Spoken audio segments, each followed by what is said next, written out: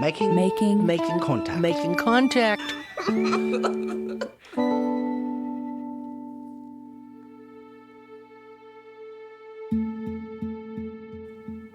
On today's Making Contact, we're going to take a look at the only national seashore on the West Coast.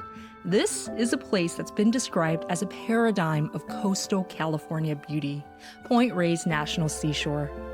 A few years ago, the National Park Service reviewed its general management plan for the first time in nearly 3 decades, and that sparked a fierce debate around the plight of the Tule elk. Environmentalists said the elk were dying because they were fenced in to protect cattle ranches inside the park. And that has opened up an important conversation about the indigenous history of this land and where it's headed. So, we'll spend most of our time today with a story that first aired on KPFA in 2021. Just a quick heads up that this story has some brief descriptions of abuses under Spanish colonization. Here's reporter Sam Anderson.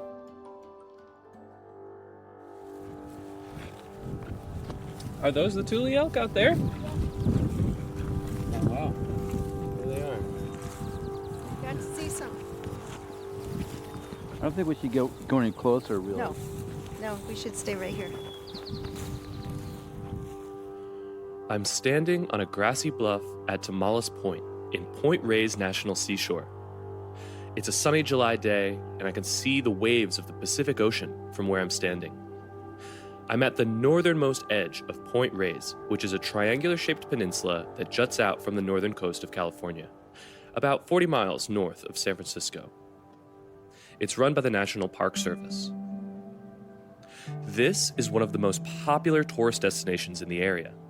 Winding roads, dramatic sweeping beaches, and wild animals like elephant seals, bobcats, and the famous Tule elk. Today, I'm here with investigative journalist Peter Byrne and Teresa Harlan, an Indigenous woman adopted by a Coast Miwok family, who are descended from the original inhabitants of this land. And we've just spotted a herd of Tule elk.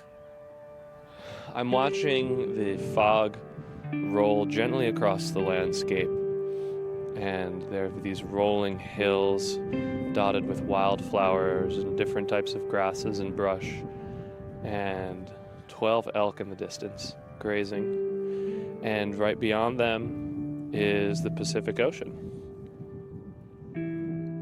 If you've never seen them before, Tule elk are majestic.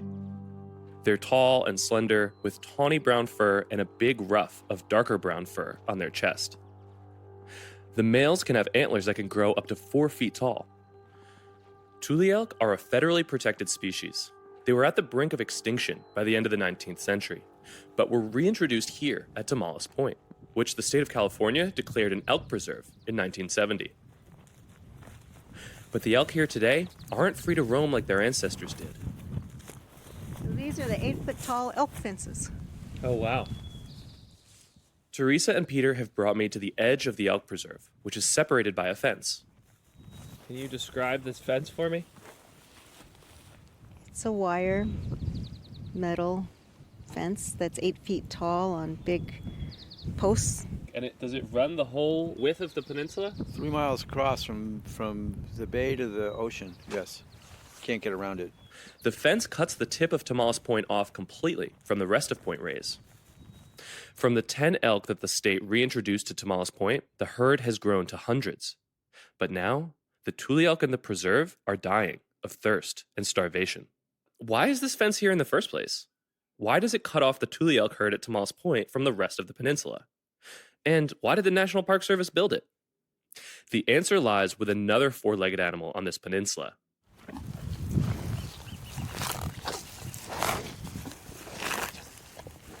The cows. At any given time, there's several thousand of them roaming the pastures across Point Reyes. They're here to supply the 24 beef and dairy ranches that operate in the national park. The land is owned by the federal government, and the Park Service issues reservations or special use permits to the ranchers. About a quarter of the park is used for active ranching. The fence effectively separates the Tule elk from competing with the cows for food and water. And as a result, it benefits the ranching operations in the park. You might be surprised to hear there's cattle ranching happening in a national park. It's a complicated arrangement and not a very common one. Point Reyes is one of just a handful of national parks that allow for-profit cattle ranching on their land. To better understand the situation, we have to take a step back in history. Ranching on Point Reyes was established well before the creation of the national park. Here's rancher Ted McIsaac. My family settled here in 1866. 1866. Wow, that was a long time ago, huh? A couple of years ago, yeah. Point Reyes National Seashore was established by Congress in 1962, nearly a century after Ted's family started ranching. Well, it's almost 50 years ago since the park was developed. And back then when they wanted to convert it into a park, the ranchers were not really favorable for it, but they sat down and made an agreement with the government that if we sell our land to the government, we want the right to be able to continue ranching on our own ranches. Basically, that's how it got done. Congress purchased all the lands and waters in Point Reyes from private owners for $57 million. Later on, the national park acquired more land to form the Golden Gate National Recreation Area, including the McIsaac Ranch in 1983. And how much did the park pay for your land? It was about $2 million. Oh, wow. So that's a good chunk of money. Yeah. $2 million in 1983 is the equivalent of about $5.5 million today. Other ranchers received similar buyouts. Today, Ted McIsaac and his family continue to raise beef cattle on their ranch, and they pay a fee to the National Park Service to use the land. He wouldn't tell me exactly how much, but said that it's less than market rate rent. Ted says his operation today runs pretty slim. He has a permit to run 190 cattle, but is currently only keeping 140 because of the drought. Before ranching arrived, Point Reyes was an intricate coastal prairie and was home to the Coast Miwok peoples, who lived on this land for thousands of years before the arrival of the first Europeans. They called this peninsula Tamalhuye. To find out more about the indigenous history of this land, I called up a member of the Coast Miwok Tribal Council of Marin, which is not a federally recognized tribe. Opentoish, good morning. My name is Joseph Sanchez. I'm a Coast Miwok descendant from a separate band called the Kuipo, and it's basically from the Nicasio area. My family actually resided in Tomales Bay. That was a large village of Coast Miwok Indians right there at Marshall-Marconi area, the shore Tomales Bay. And we were there for thousands and thousands of years. That is, until the Europeans arrived. Fast forwarding to the mid-1700s, Spanish colonizers created the mission system, a series of outposts across the coast of California, including Mission San Rafael in Marin. The native peoples of California, including the Coast Miwok, were forced to assimilate and coerced into slave labor for the missions. Spanish missionaries aimed to stamp out indigenous culture and history. The missionaries saw them as less than human. Joe Sanchez reads me a passage from the book Across of Thorns by historian Elias Castillo, writing about Junipero Serra, the priest who was in charge of the missions at that time. Serra wrote, quote, "In the midst of all our little troubles, the spiritual side of the missions is developing most happily. In Mission San Antonio, there are simultaneously 2 harvests at one time, one for wheat and of a plague among the children who are dying." Now that says a lot to me. Whoa, wait, so just a pause there. There's 2 harvests, one for wheat and one of a plague. Why would he call that a harvest? Because they were baptized and those children are going to heaven. Whoa. Very dark. But that's Sarah, who is a saint. In fact, the population of native peoples living in the missions declined from 87,000 to 4,000 in just over 30 years. Sarah was declared a saint by the Catholic Church in 2015. Yet, during his life, he actively encouraged the brutalization and dehumanization of the native peoples in California. Statues of him were erected and then toppled in recent years by anti-racist activists. The abuses that took place during the mission period happened all along the coast, including right here in Marin County. And this history is the backdrop to ranching on Point Reyes, because it was the Spanish mission at San Rafael and the friars who managed it who introduced cattle to the peninsula for the very first time in the early 1800s. As California became part of the United States, conditions for indigenous people only got worse. The mid-1800s, a time when the Point Reyes dairy industry was booming, was one of the darkest chapters yet for Native Americans. In California, private militias were formed to hunt and exterminate entire indigenous villages. These militias were then paid by the California government. The monies they received for doing so was more than the money they would make doing their normal labor or whatever it was they were involved in. Mm-hmm. So murder became a profitable industry. Exactly. You could rape the mother, sell the children to slavery, kill the father, and collect a reward. The public land that Point Reyes National Seashore sits on is the ancestral territory of the Coast Miwok. It is land that was taken by the Spanish, then claimed by ranchers. And it lies now in a state that publicly funded the extermination of Native peoples. But in the face of all this overwhelming violence, the Coast Miwok and indigenous peoples from many other tribes in California continue to survive. While enduring much hardship at the hands of the invaders, our tribe, the Coast Miwok, have endured and still practice the ways and customs of our ancestors. We have survived and still practice those meaningful customs in our everyday lives. We're jumping in to remind you that you are listening to Making Contact. If you like today's show and you want more information, or if you'd like to leave us a comment, visit us at radioproject.org. There, you can access today's show and all of our prior episodes. Okay, now back to the show.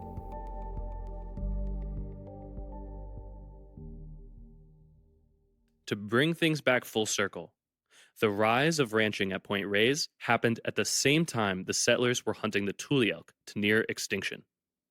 Native people, our cosmologies and our epistemologies are about how we are related to the elk. This is Teresa Harlan, who we heard at the beginning of the story.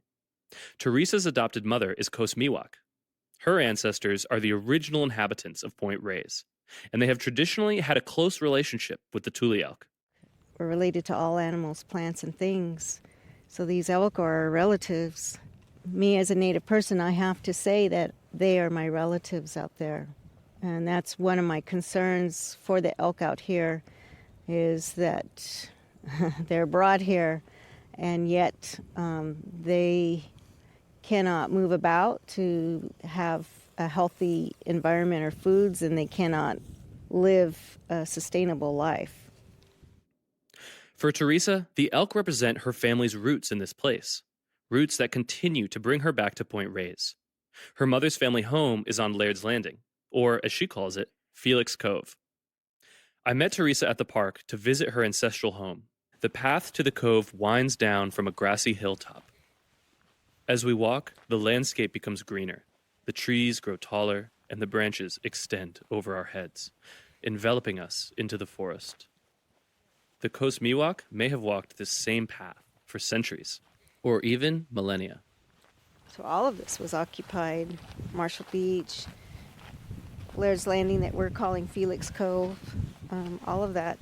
All of this whole area, just everywhere we've been today. You know, Right. the people have walked, lived their lives, hunted, fished, played, sang, mourned, shared meals, lived their lives. Mm-hmm. When I walk down this road, I always think about my mom. This is her little play yard, her walk to school, or walk home, or, you know, if they wanted to go out and do other things like berry picking, this is likely the road she took. Teresa says her ancestors returned here in the early 1800s after surviving the displacement of the mission system. So it goes way, way, way back before ranchers, sometime after Spanish missions. And so this is their home. Now we're getting under the trees. Ferns are bigger, more flowers, and oak trees and bay trees. So if you look to your right, you're going to see the buildings. Oh, there it is. And so you see the house, and you see a little cabin behind the house, and now you can see the shed under the trees. Tucked away under the oak and eucalyptus trees is a small house made from wooden planks with just 2 rooms and a front porch. Beyond the house is Tomales Bay. The waves gently lap against the shore, and you can see the town of Marshall across the bay where Teresa's mom was born.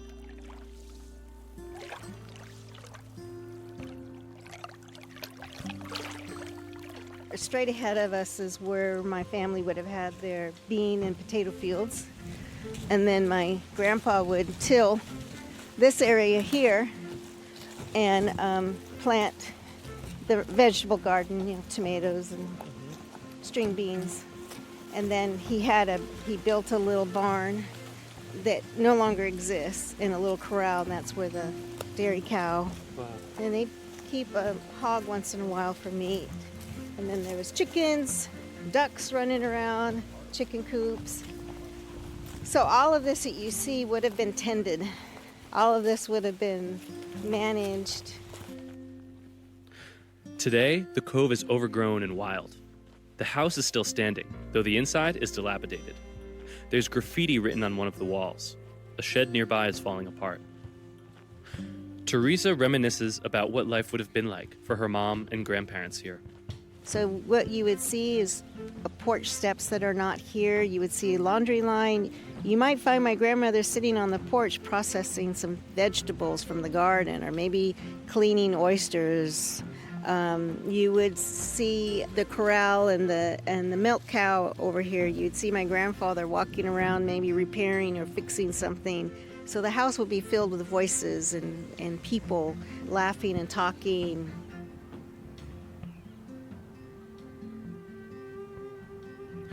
After surviving the mission system and the displacement and genocide of the 19th century, Teresa's family returned to live out their lives at the cove. But unfortunately, they would once more be forced off the land. Well, my grandmother, Bertha, she died in 1949. And at the time, K Ranch was owned by Turney and Lundgrens. And shortly, a few years after my grandmother died, my Uncle Vic, who lived here with my grandfather, they were served eviction papers.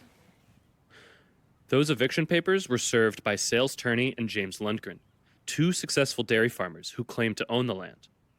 Teresa's uncle, Victor Sousa, was the last Coast Miwok person to live on the 12-acre site of K Ranch, which included the land where Teresa's ancestors built their home. Victor brought the matter to court. If he could prove his family had lived on that property since the 1800s, he could make a successful squatters' rights claim to keep the land. The ties to the family go back to the early 1800s.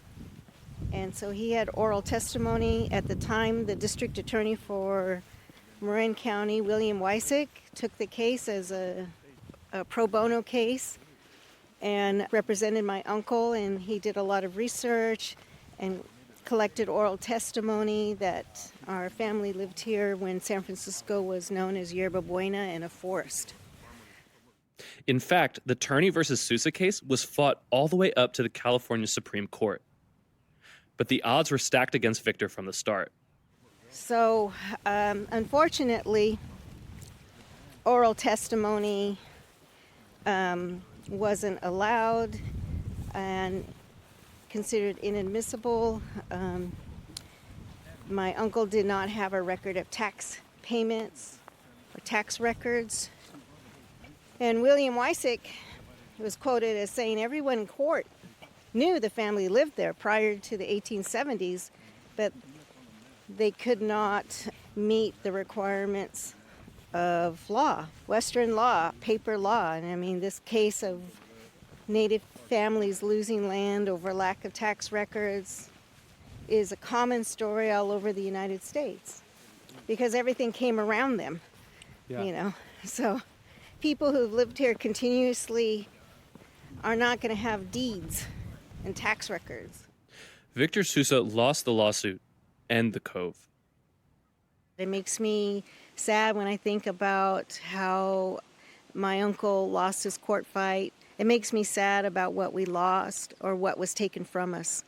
But it also makes me devoted to getting the attention needed so that this place isn't demolished, this place isn't vandalized. It has the same value as all the other treasured family homes, but it's not. It's been neglected since my family left. Today, K Ranch, including Teresa's family homestead, is historically recognized by the Park Service and protected from new development. And the Park Service recently repaired the exterior of the house. But there's no signage indicating that it was a Coast Miwok home or how it was lost. And Teresa is fighting for her family's history to be part of the official narrative of the national park. Yeah, this was home. So it is why I'm working so hard to try to get the park and everyone to hold it as dearly as I do and appreciate the historic significance of it as a Coast Miwok built structure. I would want to know this history. National Park Service spokesperson Melanie Gunn says they have plans to highlight Teresa's family story as part of efforts to preserve Indigenous cultural history. She says the Park Service is actively talking with Teresa's family and that the park is also required to consult with the Federated Indians of Great and Rancheria, a federally recognized tribe of Coast Miwok and Pomo people. Teresa Harlan and Joe Sanchez, who we heard from earlier, are not members of this tribe. There was a very specific decision made by the park's archaeologist and cultural resources lead that those buildings, the Teresa Harlan's family buildings, are really significant because of the overlapping time of when they were occupied by Coast Miwok, kind of in the beginning of Spanish ranching, and then once it became a state and that transition. So we want to tell that story, and we'll work with the tribe to do that in the best way possible. That acknowledgement comes 70 years after Teresa's family lost this land, when the California Supreme Court upheld their eviction.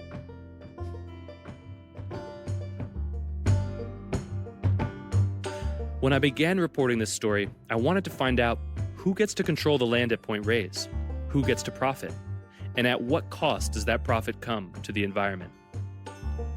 This story started with the Tule Elk, but it's about so much more than that. At its core, the story of Point Reyes is about how the forces of colonialism and the violence of Indigenous displacement continue to shape the state of California today, 500 years after settlers came to this land for the first time. It's also about who gets to control the narrative of that history.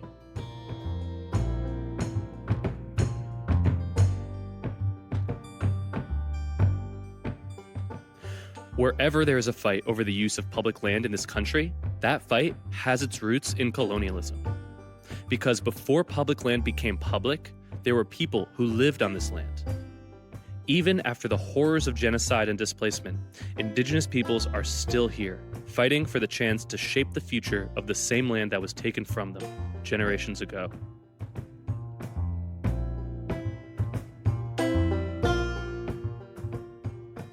That was reporter Sam Anderson with an excerpt from the series Who's Point Reyes, which first aired in 2021 on KPFA. I had the opportunity to talk to Teresa Harlan from Sam's story recently. She's now the executive director and founder of the Alliance for Felix Cove. We're a nonprofit organization that's all Indigenous women led, and we are working to rematriate my mom's family's ancestral Coast Miwok Tamoko homes at Point Reyes National Seashore. Has the National Park Service installed a plaque or anything for Felix Cove yet?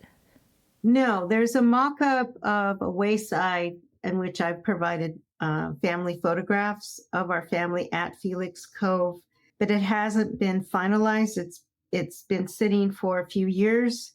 It needs to be installed because we have vandalism events, and so people don't realize what they see, because the house is you can see it from the bay, or you can hike down to the house, and people don't know what they're looking at.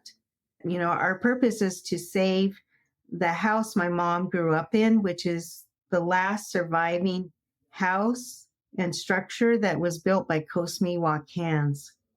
And without our work and our call for its protection and our work to rematriate it, it could easily decay, or park policy is to demolition. In fact, the National Park Service tried to demolish it in prior years, but I have the assurance from the current superintendent that he will not allow the demolition of the house.